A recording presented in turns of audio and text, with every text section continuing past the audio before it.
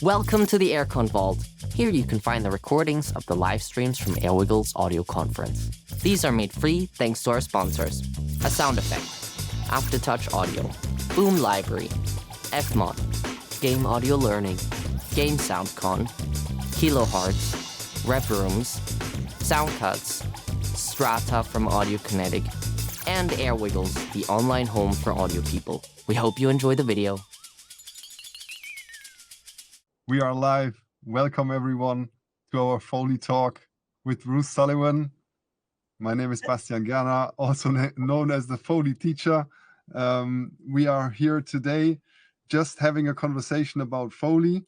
Ruth, I know you have a different path than I have. I'm coming from sound effects editing and being a sound engineer, and then ended up becoming a Foley artist after many years. In your case, you had a different story. Do you want to tell us a little bit where you're coming from and how you ended up being a Foley artist in the first place? Yes, of course. Yes. Hi, everyone. So I came into the Foley world in the mid-90s, so a little while ago. I had no idea what Foley was, I have to admit. And I was actually looking for theatre jobs. So I was sending off my CV, printed CVs. This is before the internet, sending off my CV to all sorts of different adverts, not really getting any auditions until I sent off my final CV. This was going to be the very last one, to a little advert that was at the back of the Stage newspaper that said, dancers wanted for film work. And I thought, well, maybe there's a scene in a nightclub or something, and they just want some people to dance in the background. So I sent off my CV, and I had a phone call from a woman who said, well, actually, it's not really dancing that we need you for, but we run a little agency for Foley artists. Do you know what Foley is? And I said, no, I didn't. And she explained a bit and said, from her experience as an ex-dancer, she felt that having a dance background, having rhythm and coordination, supposedly, and being able to copy dance moves, she thought that was a really good, useful training for Foley artists. And so then she and her partner took me under their wing and taught me a few bits and pieces. I mean, it was another world, really. But yeah, I feel very lucky that I came in from that angle. You came from acting and singing and dancing, not singing. You don't want to hear me sing. Okay. I thought maybe the musical route. I used to. I did do music, yes, but piano mainly. And I do find that the music has helped me, particularly in the theatre work that I do, because I work a lot in opera, weirdly. Again, you don't want to hear me sing. Super interesting. So this agency, this is because I'm very interested in how to make business and how to be a solopreneur, or maybe to be an entrepreneur, and then to have the idea of a Foley agency that seems to be out of place nowadays, because maybe the demand is not as high today as it was back then. So how was then your experience when you got first in touch with the Foley itself? So, the agency makes it sound a bit grander than it perhaps was. There were 2 women that ran it, as I said, and there were maybe 3, possibly 4 of us who were junior to them. But you have to also remember that in the 90s, we worked in pairs always. There was always 2 Foley artists in the studio for any project. So they could train people in a way that it's really difficult to do nowadays. You could have a senior, more experienced Foley artist working with somebody like me who was learning, and they could, take control of the session, teach me on the job, really, which is a little bit different now. But yes, I guess that, it was a very strange training that I had, actually. Just going to this lady's house, and in her living room, she would show me some footage of a film that she'd worked on and teach me to walk in time, how to follow the shoulders of an actor if you couldn't see their feet, learning how to I don't know, pour cups of tea while not looking at what you're doing, looking at the screen. I mean, all the things that we know that you have to do. But at the time, I was completely new to it all. So yeah, they taught me those little tricks. And just going back to the point I was making about two artists, one of the things that I've really seen change is the technology in the film world. And we were recording onto tape, so not digitally. So often we would perform footsteps as a pair, and you would have to be in sync because they wouldn't be wanting to cut footsteps around two performers. So, you know, if you had two actors walking along the road, you know, the two of us would be walking, and then we would stop and we'd do the clothes moves. We might sit down, all on one track. We were doing all these things all on one track, which is quite different nowadays, isn't it, Bastian?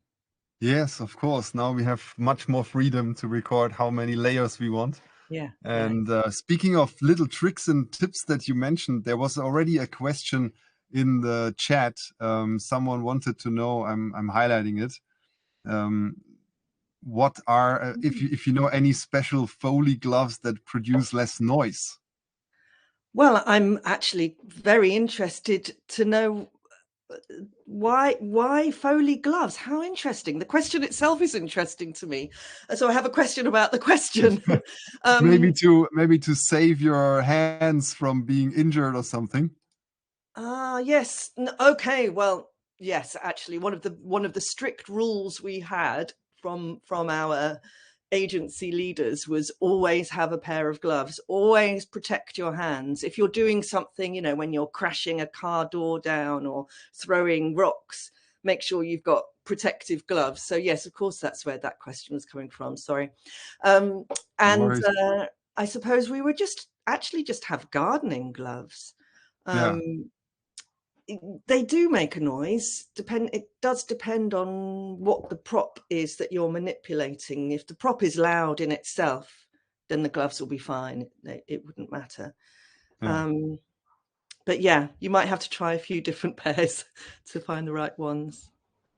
But in the end, we don't come around as Foley artists to get our hands a bit roughed up or sometimes even scratched and these kind of things. In my experience, when I'm really busy with props and doing a lot of stuff like day in, day out, my hands look like really like terrible, to be honest. I know, but we shouldn't be proud of that, Bastian. We need to protect our hands. They're very precious. I mean, I have two small stories to that. There was once a Foley guild meeting in Germany, and Martin Langbach was there. Yeah.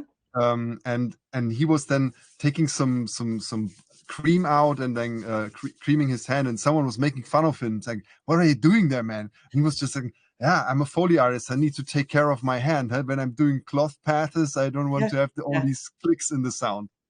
And then the other thing was, once I was just buying something from a place, and then the woman on the counter, when I handed over the coins, she got a little touch of my hands, and then she said, "Oh, you must be a craftsman, right? You should maybe take care more of your hands," because it must have been so rough. So rough. But it is true, actually, because going back to the gloves question, if you're doing something very delicate with a piece of silk and you've got really rough Foley hands, as I call my hands often, it's not going to sound very nice. Yes, and there have definitely been times when I have put on some very thin cotton gloves, you know, like the sort that maybe somebody dealing with antique books would wear.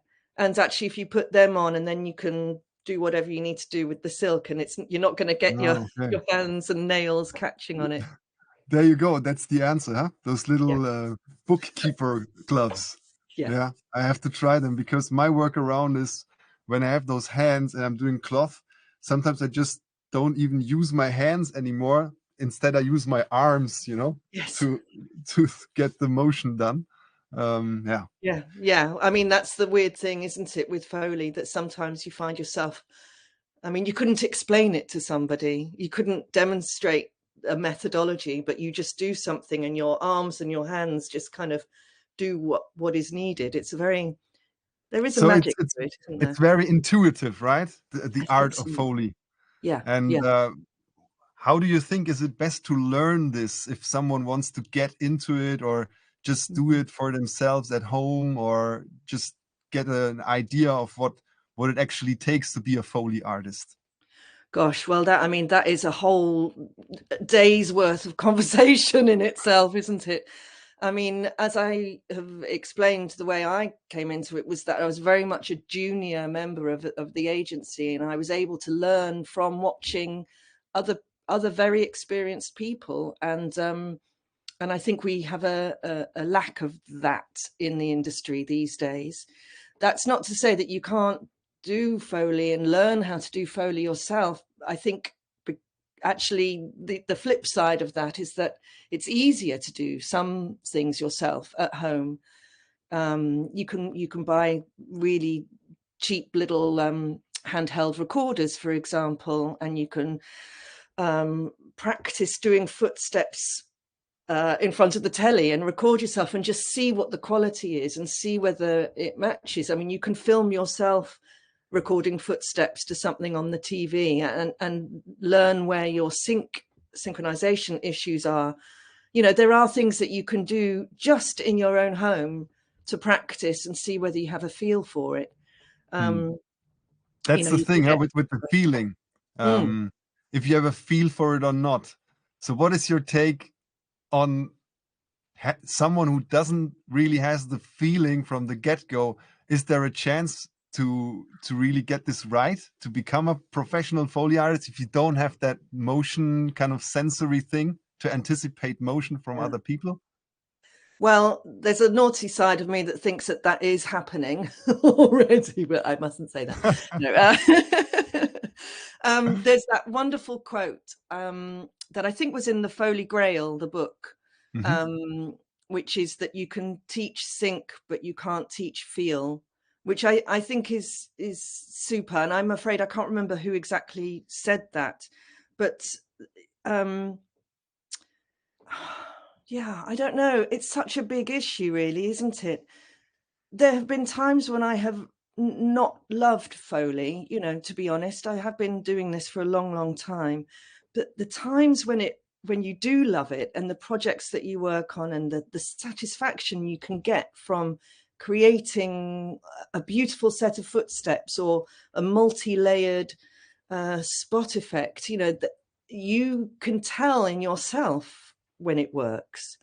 For me, one of the things that I find very frustrating these days when I'm watching films is when people use materials that aren't accurate or authentic to the period. For example, you know, paper in Tudor times or in the 1920s sounds very different from a piece of normal A4 printing paper, and I feel like a lot of the time people just use what's there, and I really love it when people listen and feel the texture of the props that they're using. And yeah, I could waffle on for ages about that. So That's an interesting part of our job, the paper. You know, you need a huge collection of different papers.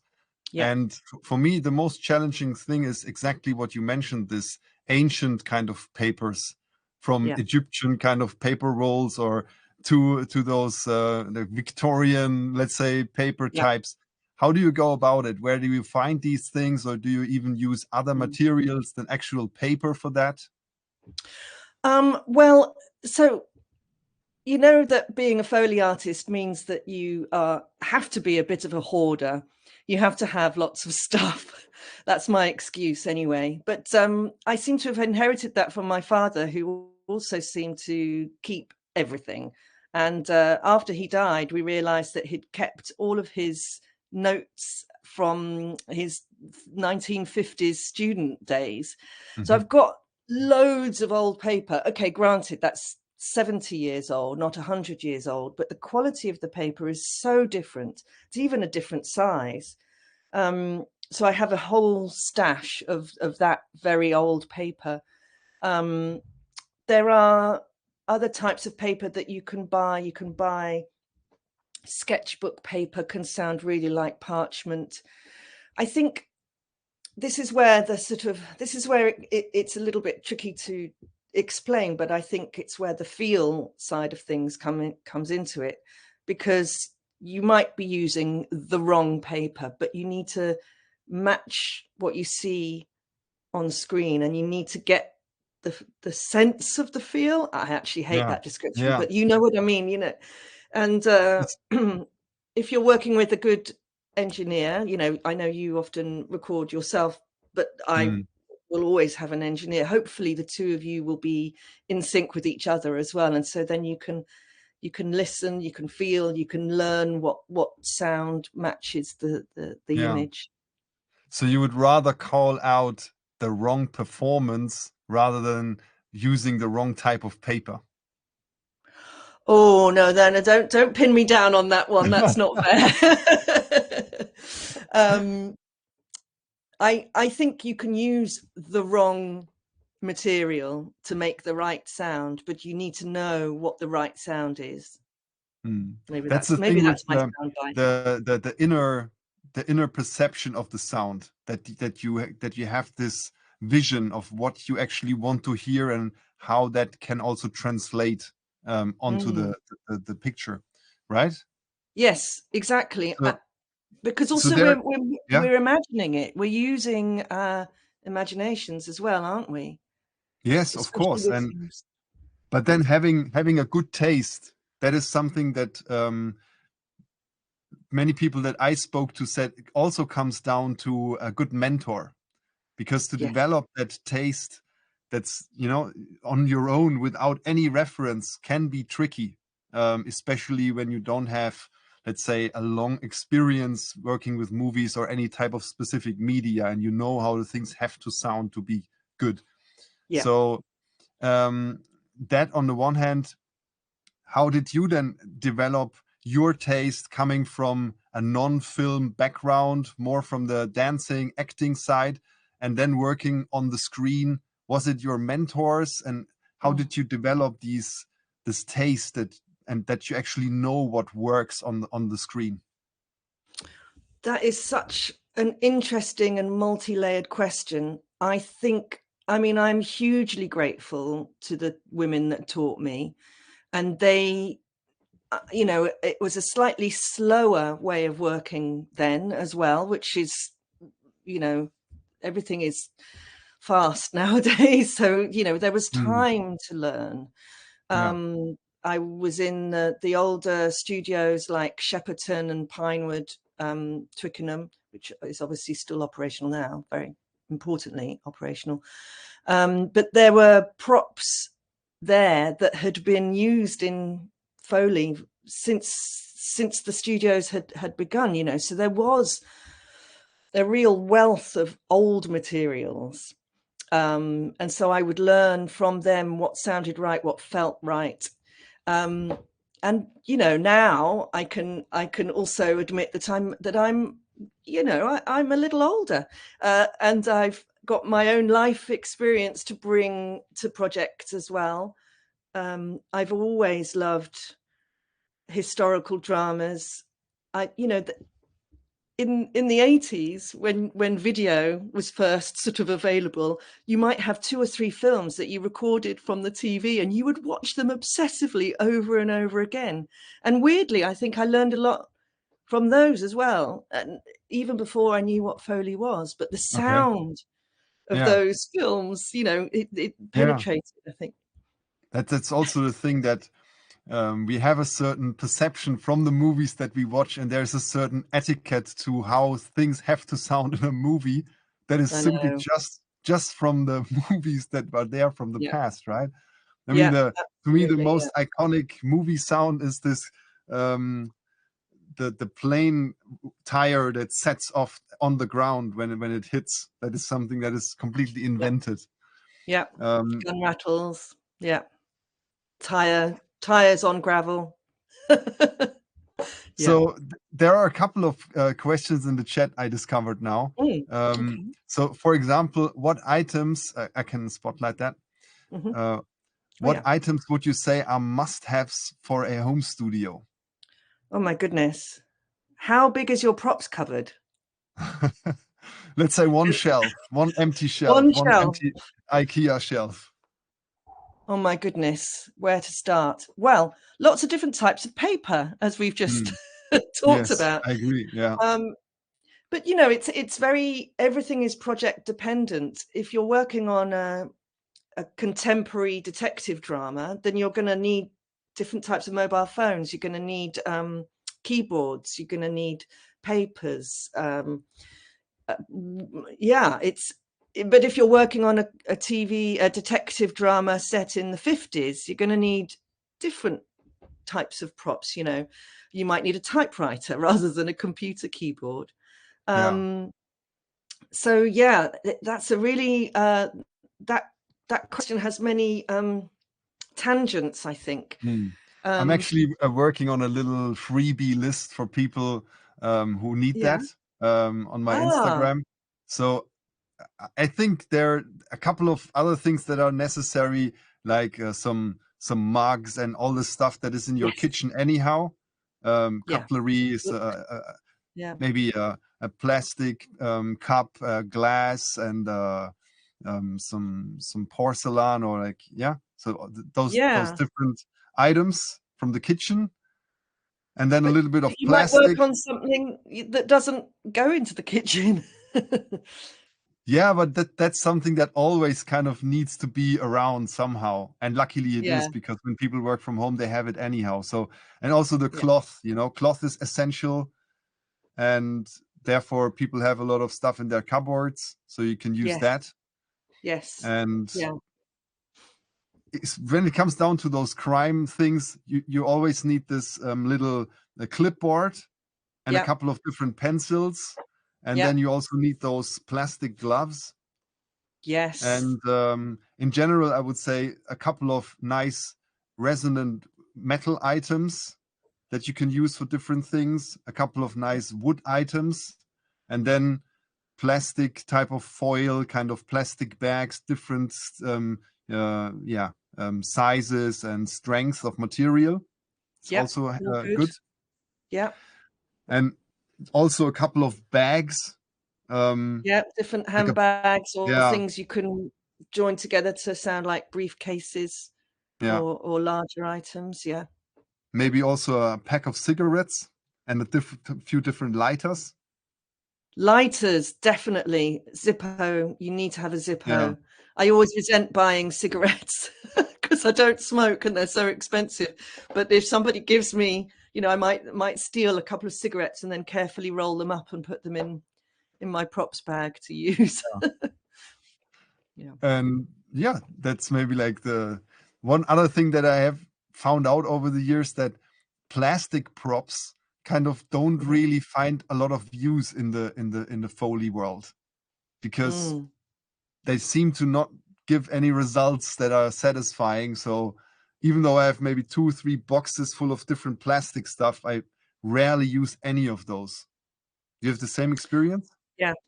Well, you know, unless you've got a scene with a child who's tipping out a toys, box of plastic toys, or something. What I do have in my bag that I've had for years and years and years is an old Game Boy, which I don't think I ever really played. I mean, it's really ancient, but it's really good if somebody is playing some kind of game and you need the buttons, or if somebody's picking up a remote control, or I add it to something like a metal staple gun, the two things together, and you shake them around and they sound a little bit like a rifle. So I think it's matching things with other things. Can be quite useful. That brings us to before we go into the next question, that let me unshare that. Where is it? Stop spotlight. Combine. That is the next one. Okay. Let's go into that. Yeah. Aside from practicing at home, are there any other ways to get into the industry as a Foley artist? I mean, the logical thing for me, and Bastian, you'll have another answer, I'm sure, but I would suggest working as a runner, trying to get into post-production house as a runner. You might be making tea for a while, but you'll be going into the studios and seeing how the different departments operate. And you might get to watch a session. I mean, watching is one of the best ways to learn, I would say, and then hopefully joining in. What would you say, Bastian? Yeah, Runner, this thing is very popular in the UK. I was interning there as well for a month back in 2011, and I saw all the runners. I felt it was very competitive. Yeah. And yeah, these things are getting more rare and rare, right? So it's not that common anymore. So if you can get interning or somewhere into a facility where the actual mentors kind of just work every day, that's brilliant to get started. I totally agree. Yeah. And if that is not accessible, then I think learning on the internet is also a valid way these days. So YouTube tutorials and AirWiggles, of course, joining communities, starting to work on free projects when you want to work on movies, like free projects, no budget movies from students. Just get your hands on those. Yeah. And same for video games, game jams and these things. And then there's also mentoring that is happening online. So there are a couple of people out there that teach a lot of game audio related stuff. Akash Takar, Sergio Ronchetti, Giovanni Webster. I think they were all also here on the show, on the event. And I also try this and do my own kind of mentoring that people could join. More sound effects, recording related, how to set up your home Foley studio, and more like how to get the source sounds right, and then how to layer these. This is kind of my thing. So these are also valid paths. I think people want to elevate a bit quicker. These kind of mentoring options are also cool. And then also what I know from other people, quite mind-blowingly, you can reach out if you have a good angle and a nice way to professionals and just ask them if they would mentor you.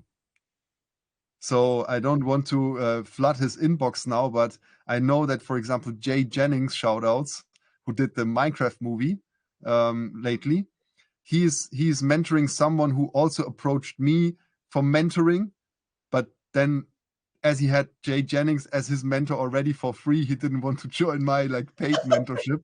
And I totally agree. Go with Jay. This guy is working on the top movies, and if he's giving you input on your work, it's brilliant, right? But that's also what I love about the audio community. That if you understand how the subtleties of how to interact with people, then it's very easy to get access to top-notch professionals, and they would even be so kind and take the time and look at your stuff. Yeah, I mean, I have done talks at universities and things, and occasionally people have sent me things to look at that they've recorded Foley for.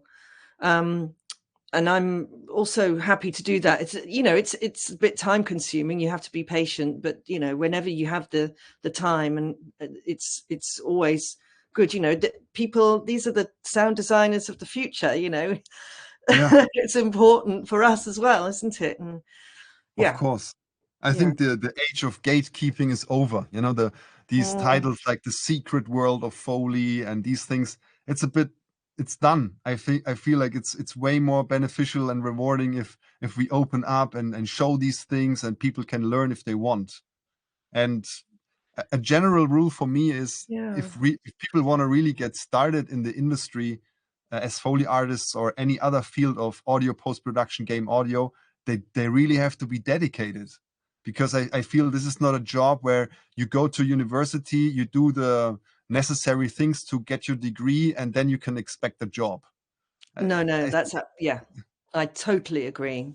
It's that, and with the thing with Foley, I mean, I've been doing it for coming up for 30 years, which is quite scary. But every job I do, I learn something new. So it's not that you suddenly become, I've worked on a film, now I am a Foley artist. It's constant learning, I would say. And that's actually what keeps us doing it as well, because there's always something new to do. Yeah, We're very And lucky. and it's also, you have to keep learning even if it hurts, to me. Like, Yeah. sometimes it's nice to learn, and you have something like, okay, now I actually got to another like level, or this thing that never really worked and now it works fine. But sometimes it's, you think you're doing everything like to your liking, and you think you're like, okay, I know I got it, and I know I can evolve further, but you think already, yeah, I'm doing a great job, let's say, after Yeah. 10 years, 15 years, whatever. That is maybe what it takes. And then you get crushed all over again, and the client says like, no, we didn't like it, no Yeah. one in the team liked it, and you say like, okay, that's not good, what Yeah. did I Yeah. do Yeah. wrong? And then I That's true. rethink everything, but it Yeah. hurts, but then it fuels me as well to rethink again, and to improve the things that I have, and Yeah. to question everything. And then I have a really hard time. And nowadays I'm working with a mixer that I'm training myself. It's an old friend of mine. And then this person has to endure me. Yeah. Yeah. And I'm really like, with a grimy face and all day like, but after the project is done, and I come to the next level, let's say. Yeah. Yeah. And I I think think I this have is those what I battles need. every take. I'm like, oh, that was a great set of footsteps I just did. And then the mixer says, yeah, I wasn't quite sure about that. And you're like, oh, okay. Oh, yeah, actually, I do see what you're saying. No, I mean, it's not every take. I do a good Yeah. first take, usually, honest. But Yeah. yeah, I mean, every day it's Yeah. learning and improving, isn't it? Of course. And that's, you mentioned you do a good first take. That's actually what you also need if you want to earn money with Foley. Because if you try forever and never come to a result, then the budgets will never allow you to Yeah. do this, and you can then live from that. So Yeah. yeah, practice, practice, practice, passion, passion, passion, network, network, network. What else? I mean, if you don't like do And the luck. like It's luck, luck, isn't it? yeah, I'm afraid, but I think that's the same with any creative job. A lot of it is contacts, luck, being in the right place at the right time. yeah, definitely. Yeah. So there's a question that is a bit more technical, and I'll pass that over to you then, shall I? yeah, let's start it out with Cool. something more general. Like, it's about microphones, what specific microphones and why. So what I'm interested is, how do you approach Foley? Let's say, as you're not an audio engineer, and you're more coming from the like purely from the performance side, and you always have a professional mixer with you that works with you at eye level, very professional audio engineer with a lot of Foley experience on that side. So you combine this. What is your relationship to the microphone? It's a love-hate relationship, I would say. No, I mean, each studio, each mixer has their own preferred mics, and I have to perform well, regardless. But I also need to very quickly learn just something basic like mic placement. In one studio that is really big, you might need the mic further away because of the acoustics, or but I like to learn. I was at a studio the other day, just for the one day, and they have a very different mic set up from some of the other places. But I like to try and learn what their system is, so that then the mixer doesn't have to keep standing up and moving the mic. But at the same time, the mixer is the one that's listening. Yes. So they will need to make the adjustments So necessary. you don't wear headphones while you're performing? I try to avoid it, actually. I Yeah. prefer to hear the sound acoustically. Yeah. There is a studio that I work at where I wear headphones, but only on one ear. And actually, that's purely because I'm listening to the audio feed, not to my Foley. I find it very confusing if I'm hearing what I'm performing in my ear. Yeah. But I know other people work in a different way, and they prefer to hear what they're recording. Yeah, I actually do this as well with open back headphones. Right. With a closed back headphone, I couldn't do it because that kind of isolates my Yeah. ear from my body, and then Yeah. I lose complete touch with the sound. Yeah. But I I started doing this when I learned how to record myself, because then I can understand both worlds, the world of the microphone and the world of my performance, let's say, and of the object in the room.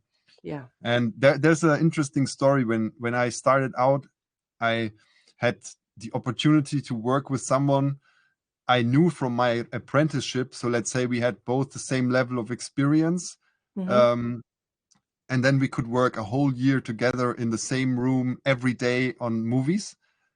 And I realized then, after we stopped working together, because we developed a huge sense for each other, understanding, we almost didn't have to talk to each other anymore. And after, let's say, 6-7 months, it kind of made click, and then we could really improve our output and our performance to a very high degree.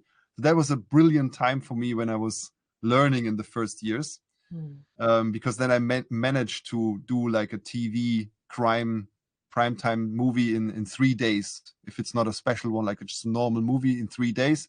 Yeah. That was a challenge for many years to be able to do this. And then we managed to do it together.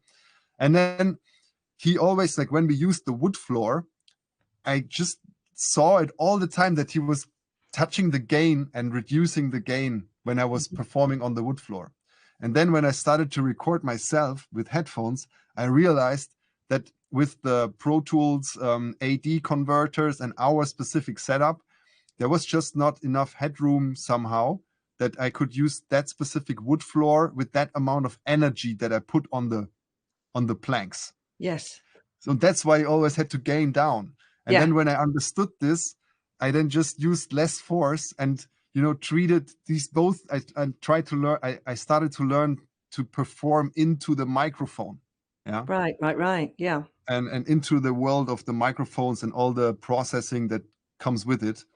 And that is also something I would recommend to people who want to record themselves at home, because you don't have a mixer probably at home that records for you. So you have to do that alone. And then when you start doing this in a way that you have already set up all the things in your chain, let's say a little bit of EQ, a little bit of compression, a little bit of transient shaping, that your sounds are not really plain, and then you use headphones, you can then understand what's going on, and you learn performing into this right from the beginning. And that's a great way to save time, because I hear a lot of people talking to me on Instagram that they cannot come up with good results. And it all starts because they just use one simple mic and then record without any processing, just into this mic, a sound. And then they wonder why it sounds thin or not really like translating to the picture.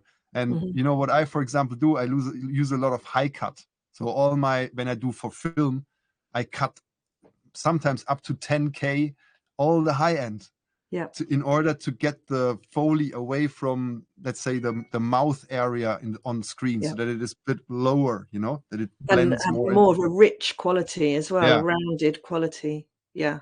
So these things, if you learn those things from the get-go and put all this processing into your practice, then you learn practicing directly to make something that actually works on screen. And then the argument against that is, but then I cannot change it when I've done something wrong. I cannot go back and fix everything with my plugins. Yeah, right. But if you start with that approach, you will never be finished with anything. Yeah. Because you have a very bad result from the beginning, and then you try to fix everything over and over again with every sound that you record. Whereas when you learn how to record into a system that actually translates your sound into the movie image, then you get better and better over time, and then you make less mistakes, and then you have, like what we do as professionals, you do one take and it's done. Right? Yeah, I suppose the extension of that, though, would be that the mix of the whole mix of the whole movie often wants control over the sound, so you don't want to process things to the extent that they can't work with it, I guess. Yeah, of course.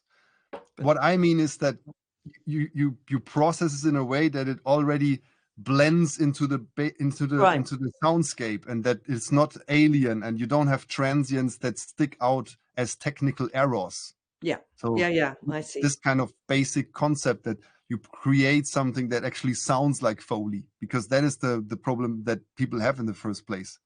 Yeah. And you don't want people to go, oh, let's raise the Foley, and then, oh no, that sounds a bit harsh, I'll put it down again. You want them to use the Foley because it sits in beautifully into the original sound. And that's sadly what happens so often when you are on a mixing stage, let's say TV movies or something. I witnessed that so many times. The re-recording mixer sets up the project. Yeah, they go about the dialogue, they make music, and when it comes to the sound effects, okay, they pull up the ambience fader, whatever, and then the Foley fader goes up. And there's just a small time frame of, let's say, one scene, 1 minute, whatever, 30 seconds. And if they don't like what they hear, the fader goes down. Yeah. And then it only that's goes it for the up, whole film. Yeah, only when they see or need it, when the original dialogue doesn't give, that there's something completely missing that is essential. Then they put the fader up. Yeah. And then let's say the first time is bad when they do that, and the director is then there. Then there's always this prejudice. No, the Foley is not good. No, we shouldn't use it. No, let's stay away from the Foley. Yeah. It's a tough world out there. It's really heartbreaking, isn't it? Yeah. Yeah. So what I would be interested before we go to the next question is this whole world that you're into. You mentioned you were at operas. You told me that you just came back from New York. Were working at Broadway. So you're deep into this theater world and do Foley on stage. Can you explain a little bit what it is for you to do this, and maybe where's the difference to the film work? Yes, gosh. So I've been working on live Foley, which I know is an oxymoron because it's a complete contradiction with Foley being recorded, but it's one of the main projects I do. If I explain in the context of this, then hopefully it will make a bit of sense. But there's an opera that I've been working on for 12 years, frighteningly, and it's The Magic Flute. And The Magic Flute is unusual as an opera because it has scenes of dialogue in between the arias. And there's sound design, and one of the best sound designers for theatre, a guy called Gareth Fry, who has won awards left, right and centre for his sound design. He worked on the opera. So he's created these amazing soundscapes to just sort of create mood and atmosphere during the scenes of dialogue. Because you get these incredible singers singing, and then the sound, the orchestra stops, the singing stops, and suddenly there's just talking. And, you want to keep the drama going. And that's where I come in. So I have a table at the front of the stage, on the side, but at the front. And I have lots of different props on there. I have maybe 6 different microphones pointed at the table. I have 3 contact mics, and I have a foot mic as well.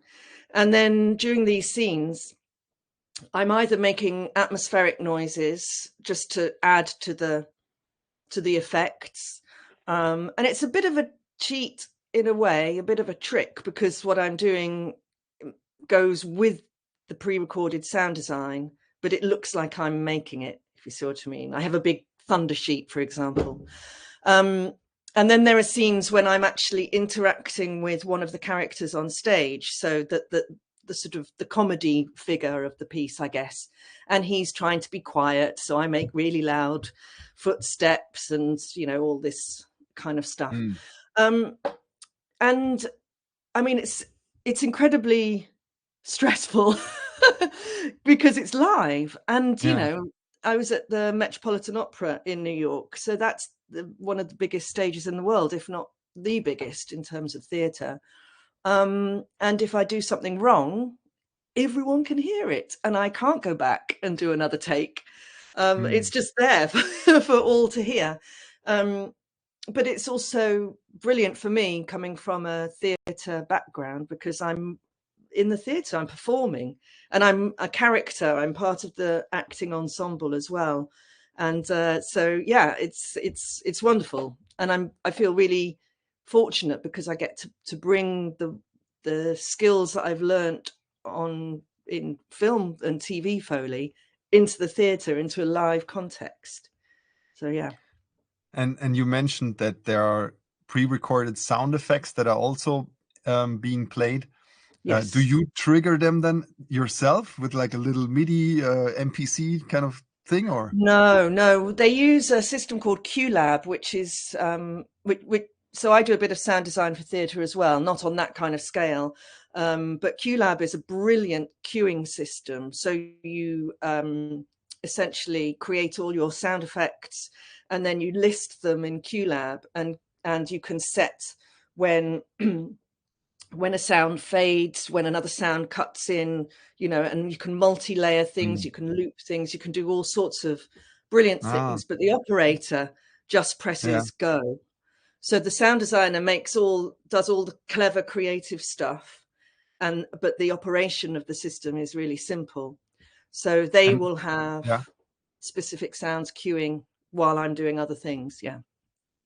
And this system, do you press play at the beginning, or is there always like a section and then the operator presses regarding to the scene, those sound effects or events? Yeah, so the operator plays everything, but what the QLab does is it's Q as in capital Q LAB. If anyone wants to look at it, you can get a free version, which just uses 2 channels, but you pay for a license for the theatre, and then you can use all the multiple channels in the theatre. But you can, for example, if it was a play and you had some music playing, then when somebody says a particular line, you can press another button and it will crossfade into another sound effect or sequence. Yeah. So you can make a very, very complicated sound design, but the QLab will literally trigger different signals, different sounds. I get it. A friend of mine, Pierre-Marie Bland, I think he developed something in Wise. Wise is this middleware from game audio that maybe a lot of people here in the chat will know.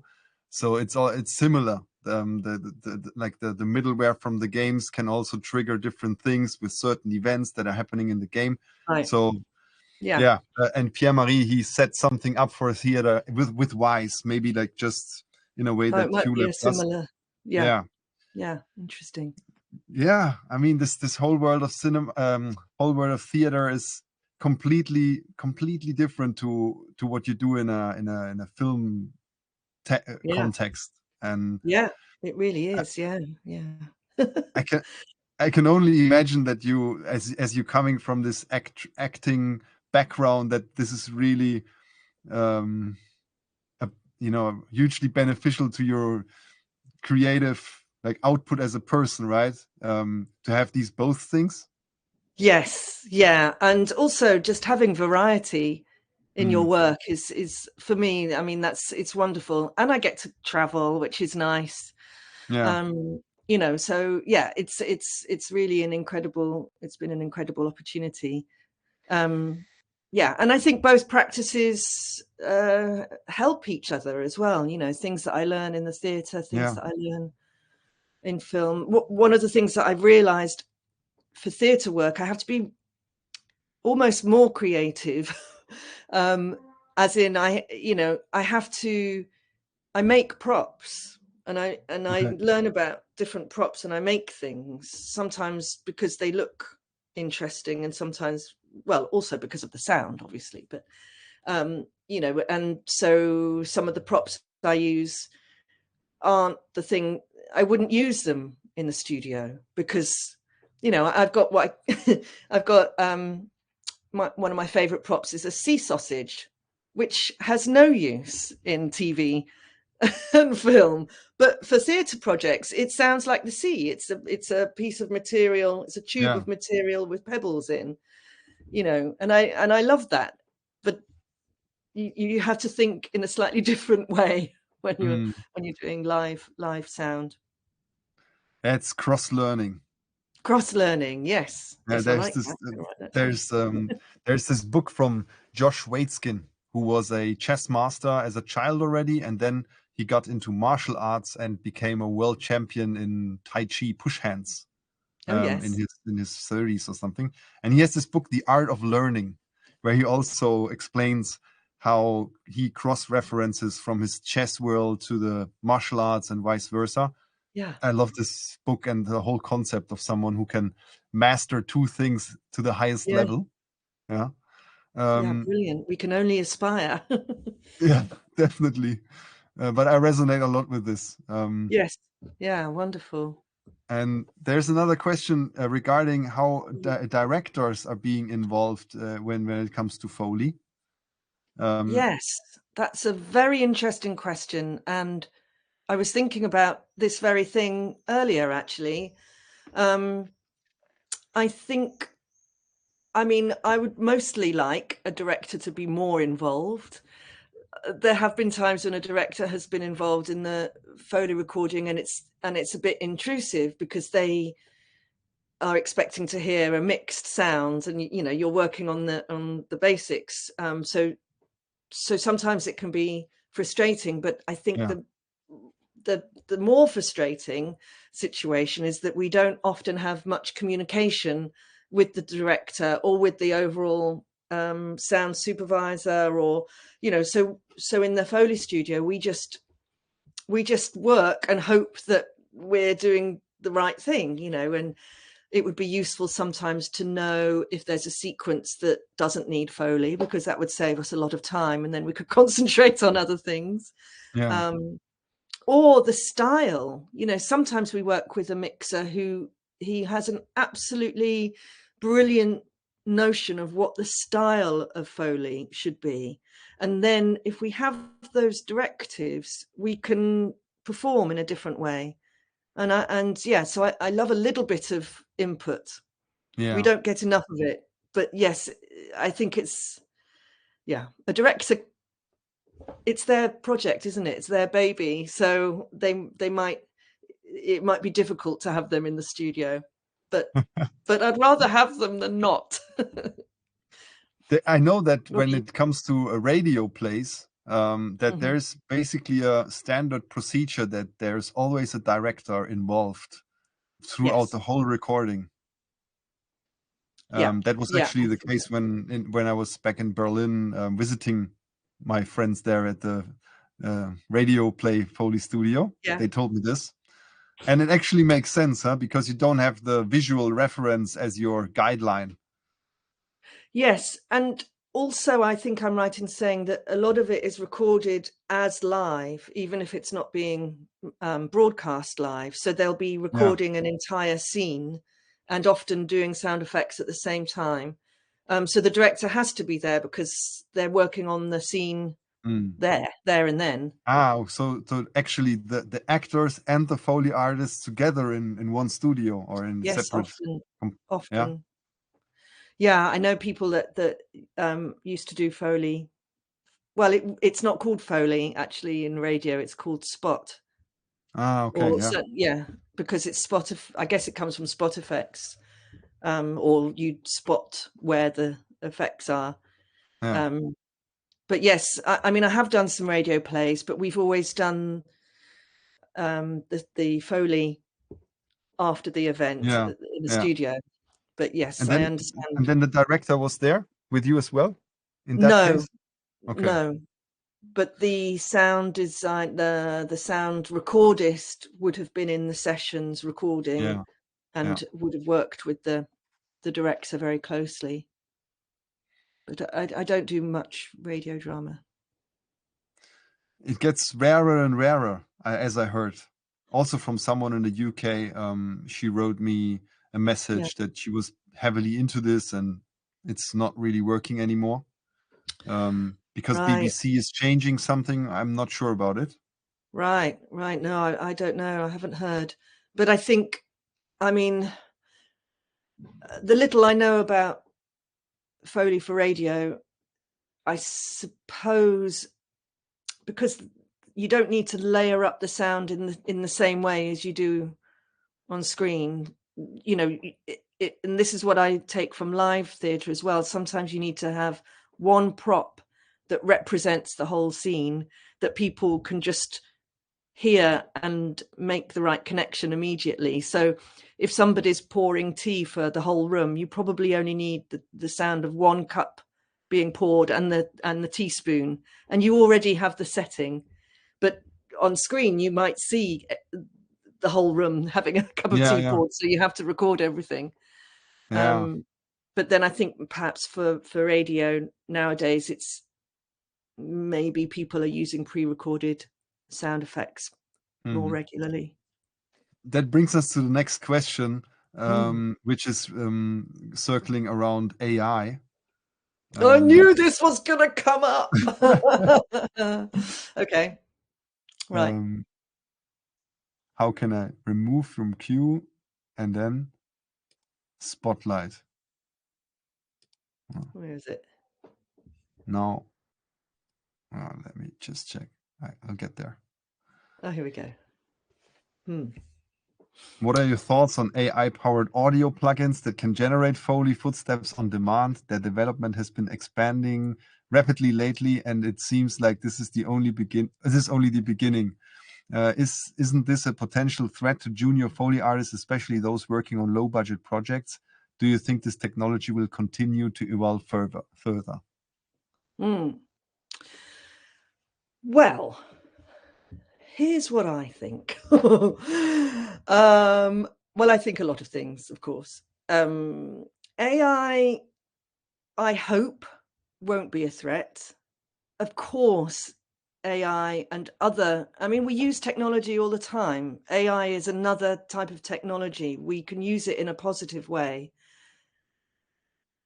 But I also think, I firmly believe that the art and the craft of Foley with a capital F, by the way, because it's named after a man. Sorry, just had to say that. The art and craft of Foley it's bespoke. It's tailored specifically to the very project that you're working on. And I can't think that AI will make that work better, easier, or cheaper or faster. And I think those are the things that you'd want to use AI for to make things cheaper, faster, better. And I just don't think that it can replace a real person in a room saying, oh, look at that, can we do a sound for that? Oh, that would be lovely if I did it like this. You need the person. I agree, especially because we come up with the results through failure or through mistakes, or we intend something, but then it happens completely different, and that is actually then what works in that moment. The lucky accident. So this is quite hard, I think, to come up for an AI. Still, I think we cannot, from my perspective, I think there is a threat for junior people. But on the other hand, there's also a chance, because as we mentioned, you need a mentor for good taste. And if you're like very proficient in using, let's say, Krotos, what's the name for the plugin?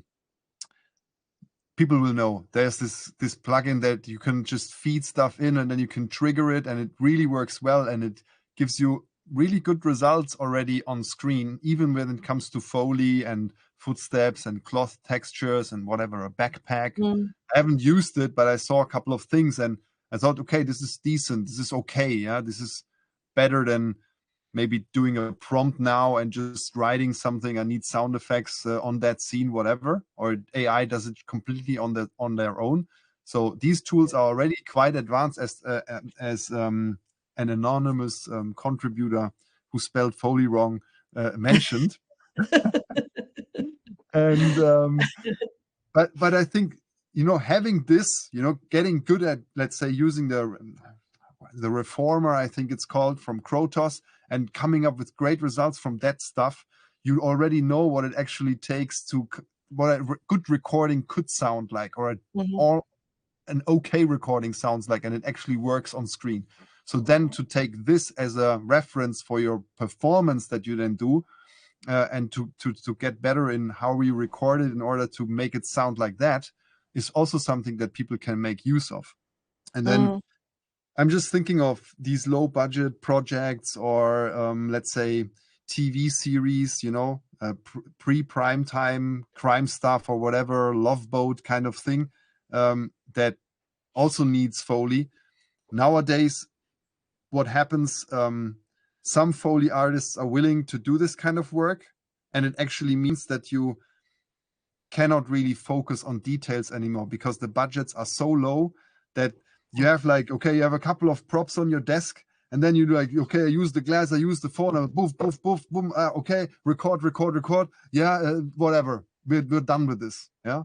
And that's the approach that you have to become like familiar with, or you have to survive this approach after you are already a pro, because you cannot, because you have to be so ridiculously fast in what you do, and then you have to forget all about quality and just come up with mass amount of quantity. And that then you can earn a little money that maybe makes you survive. So to get away from that with maybe a junior sound designer who is prompting stuff, you know, on a daily basis and gets really good at that, maybe that's the future. I'm not sure. Yeah, maybe. I still, you know, if I sort of think of a detail like somebody walking down the street and they hesitate because they're about to step on a snail, or maybe they do step on a snail, you know, how is an AI, any kind of AI generator, going to notice that kind of detail? You have to feed AI information. Prompting it. Yeah. But then the time it would take to write the prompt and to do, you know, and then say, actually, I didn't like that, and can we change it? I mean, it just, for me, it seems like it would be really time consuming to do that. But the crazy thing about AI is that it will learn, you know. The more you prompt it, the more you tell it, the more it will learn, and more it will like know these things then, and you have to tell them less and less and less. So I think there's a good chance. You still need human ears to judge it. True, that's true. I'm not sure what the chat is saying about that. Yeah, Reformer Pro, I was right. Yeah. I don't know. I mean, I remember long time ago, 20 odd years ago, somebody coming up with a keyboard, like a MIDI type thing. Yeah. And he was so excited about it because he'd programmed it to play different footsteps on gravel, on wood, this, that, and the other. They'd spent hours. And then he said, and I tried it out, and all I got was clink, clonk, clink, clonk. You know, the footsteps just sounded like they were being played on a keyboard. They didn't sound real because they didn't have any weight. They didn't have any body. They didn't have any feel. Let's go back to that word. Yeah, I agree. So things have evolved already. I'm holding on to that a little bit with the AI thing. Yeah, I totally agree. I think at the top level of production will always relate to people and the feel and the Foley artist and the experience. What happens to the lower budget, no budget stuff? Maybe this is a chance, you know, to get overall better quality. Who knows what this all will bring us to? Yeah, but I'm not scared of that, to be honest. Many people are, I think, differently in a way that even if it comes to that point, you know, that we cannot do it anymore because no one pays for it. I'm happy to find another way to then maybe use AI and I don't know, teach people how to use AI, whatever, you know. I'm not that type of person who is kind of scared about it. Yeah, I mean, as long as we all have work, right? I mean, that is a worry at the moment. I think that, you know, there's still, certainly in the UK, I think there's still a bit of uncertainty around post-production, and perhaps there's, you know, there are studios that close, seem to be closing often, and you know, the writers' strike, I think, is still having a knock-on effect. You know, especially in the US. Yeah. So that is more of a concern to me generally. But there we go. That's We have two more questions. Maybe we can also like find a way to end this like smoothly. I know we have maybe 15 minutes more max. Okay. So there are two questions. One is about editing. Let me just fix that technically. Okay. When you record Foley, do you already have an idea of the edit in mind? For example, do you plan to add other layers later from the Foley library on top of the sounds you've recorded? From Marita. Over to you. No, I never found the time to build up a proper Foley library, because it's more like you finish a project, you start another one, and there's often not the time to really curate all those little sounds. This is a plan that I have personally, but I couldn't come through with this yet. I know people make use of it in a way that they have a little library of, let's say, a glass on a table and a couple of varieties, and then they have an assistant who just adds those to the production, or so a they bed don't have squeak or something. Yeah, something like that. Yeah. And in terms of editing, I always feel very comfortable when I know the editor. Because then I have a feeling of, okay, this I can just leave like that. And when I don't know who's touching it, and oftentimes junior people are being tasked with Foley editing, then I often tend to, okay, let me edit that quickly myself, or I want to make sure that this is kind of working already and that no one has to like pick my brain on this or something. Yeah. So I have the editing in mind, maybe for a different reason. Yeah. I absolutely understand. I mean, from my point of view, I can't think about what might be added unless I say, oh, if I do this, I'm sure someone can add a bit of bass to that to make it sound bigger. Yeah. But or surely somebody will be doing this sound. Why are we doing it? But I mean, I don't have a Foley library as such. Some studios do, so that they know exactly that they can add things as they go along. But I don't think that should be what we concern ourselves with as Foley artists. I think we definitely need to do the Foley. Yeah, I see it more as a use for my Instagram to have certain sound effects that I can give people for free. So that is this other angle that I'm trying to pursue with this online business kind of thing. So therefore, it is very useful. There's another question.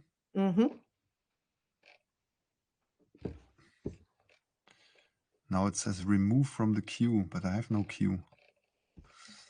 1 second.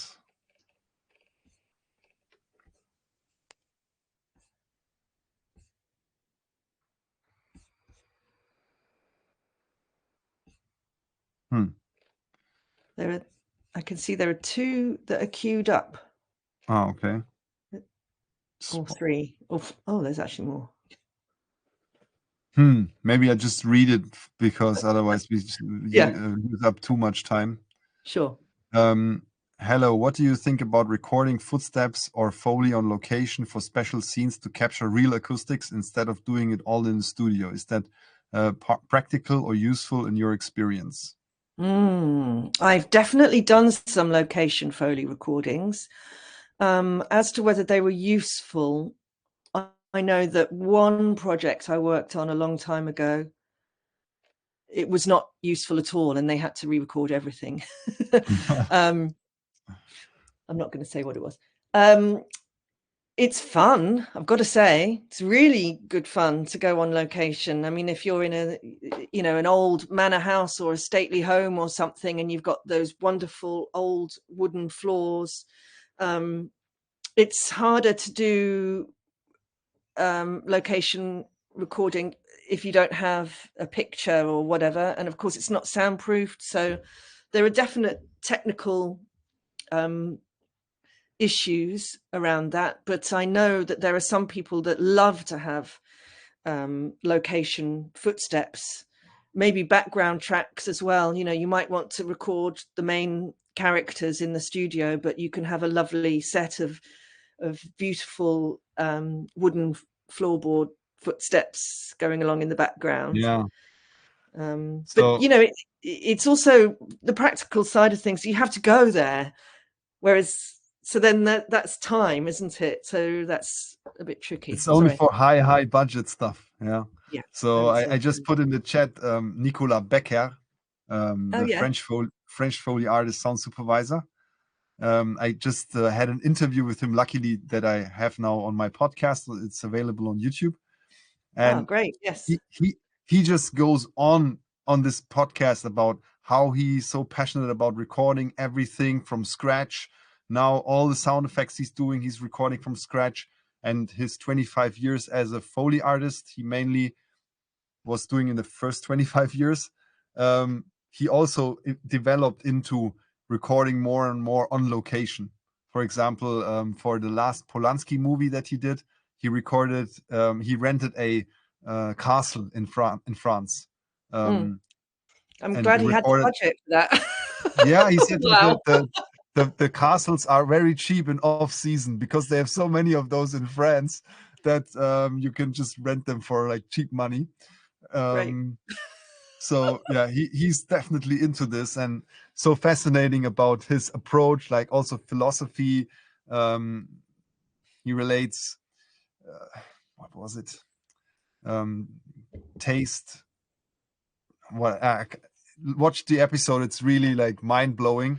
But my point was that he came to the understanding that he was at the point that the sounds that he could record in the studio weren't satisfying to him anymore because they were lacking taste. They were not so tasty.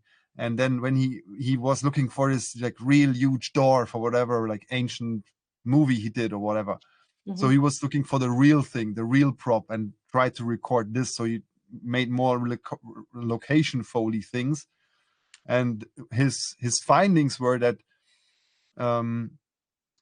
getting out there and getting those original sounds, he could then reduce everything. So he said he needed a lot less sounds in order to make more impact on the movie because of those real tasty things that he could find. And nowadays, when he goes to a new project and he does the Foley himself, he records all the cloth movement and all the little details on the stage, and the rest he tries to capture on location. Gosh, okay. Interesting. Yeah. Had you been involved with him personally? Because I know he told me that he was in the UK for many years, maybe for 10 years. They booked him a lot in the UK because they wanted to understand his recording techniques. Yeah. I never met him. Okay. I know people who worked with him. Yeah. That's a conversation for off air. Yeah, all right. I mean, it comes to an end, certainly. We almost used up all the time. Someone in the chat, Daniel, shout outs, said, loving this talk. Too bad it's coming to an end. Yeah, you're right. Oh, that's kind. Yeah, thank you everyone for all the great questions. Yeah, really good questions. Thank you. Maybe put some love in the chat and tell us if you liked it, or some initial like real-time feedback if we could have done something better, especially towards me as I'm hosting this. And big shout outs also to the whole Airwiggles crew. And they put in so much work to get all of this organized. It's an amazing feat. Yeah, it's unbelievable. I mean, I cannot really put words to this. This is just mind-blowing. Greg, Lewis, all the team, the whole platform, everyone who's not using that, who is learning and starting out, is just out of their mind. Yeah.